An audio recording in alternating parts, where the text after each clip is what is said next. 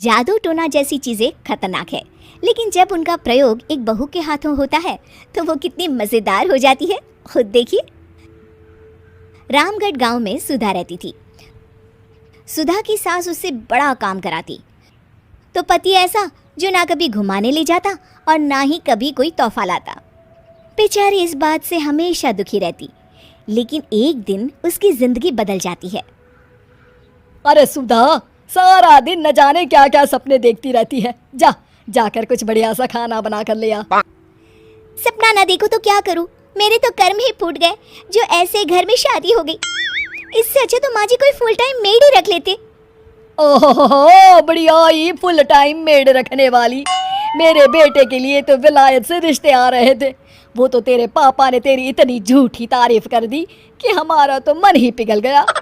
अच्छा, विदेश से रिश्ते? वाह माँ जी वाह। अरे भगवान से तो डरिए, विलायती बहू लाकर क्या गाय का गोबर लिपवाती। बहू बहू होती है ना, वो देशी होती है ना विलायती। बहू का काम सिर्फ सास की सेवा और घर का काम होता है। और सुन, तुझे मैं क्यों बताऊं कि मैं क्या करती? जाकर घर का काम कर। सुधा मन महसूस कर वहां से चली जाती है।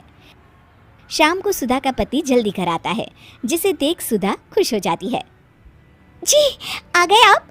जरूर मुझे कहीं घुमाने ले जाने का प्लान होगा आपका। सब समझती हूँ मैं।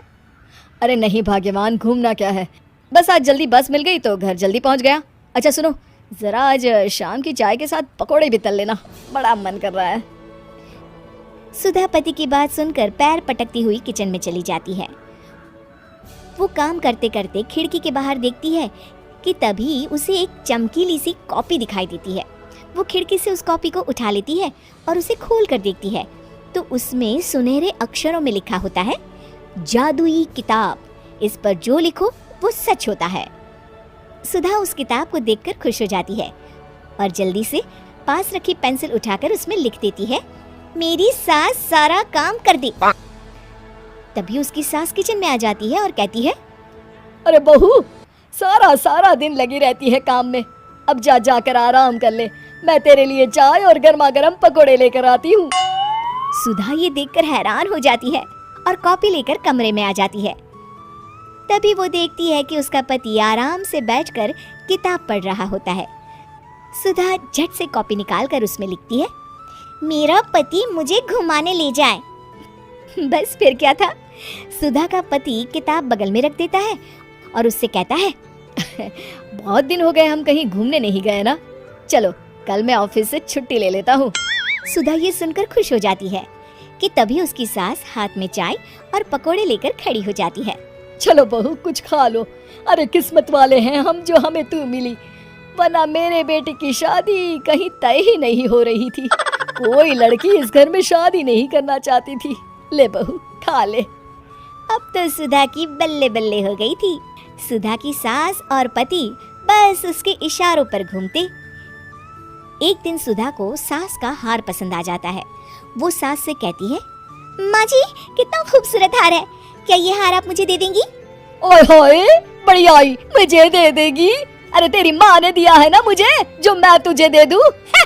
मैं अपने एक भी गहने तुझे कभी नहीं दूंगी। तभी सुधा अपने कमरे में जाती है और कॉपी में लिख देती है, सास के सारे गहने मेरे हो जाए। अब क्या था, थोड़ी ही देर में सास एक संदूक लेकर उसके कमरे में आ जाती है। बहू ये ले। ये क्या है माँ जी? बेटा ये मेरे गहने हैं, अब मुझ बुढ़िया पर तो ये अच्छे नहीं लगते, तेरी तो उम्र है पहनने उड़ने की, ये ले गहने तू ही रख ले। तभी सुधा की नजर उस हार पर पड़ती है जो सासू माँ ने पहना है। और माँ जी ये हार जो आपके गले पर है? सास हार उतारते हुए कहती है, हाँ बहू ये भी ले ले।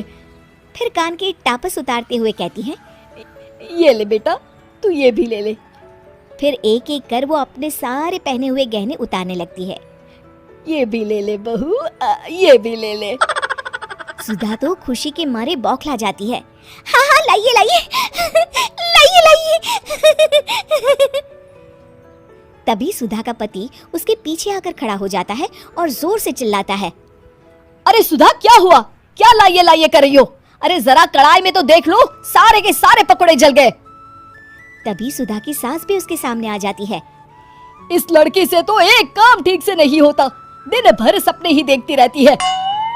तभी सुधा को होश आता है। वो खिड़की के बाहर देखती है जहाँ उसे कुछ दिखाई नहीं देता। दरअसल जादुई वादुई कुछ नहीं था, वो सिर्फ एक काल्पनिक सपना था जो सुधा अपनी जिंदगी से तंग आकर देख रही।